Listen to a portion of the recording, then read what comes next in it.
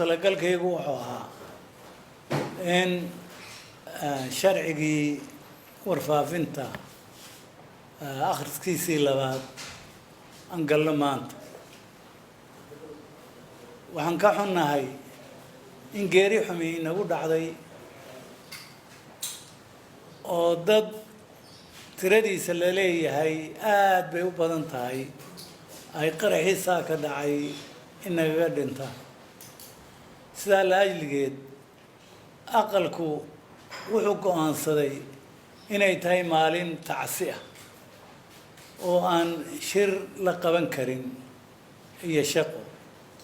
laakiin aan u tacsiyayno oo keliya dadkii Soomaaliyeed ee ku geeriyooday dhacdada naxariis darrada ah ee gardarrada ah waxaan leenahay dadweynaha Soomaaliyeed guud ahaan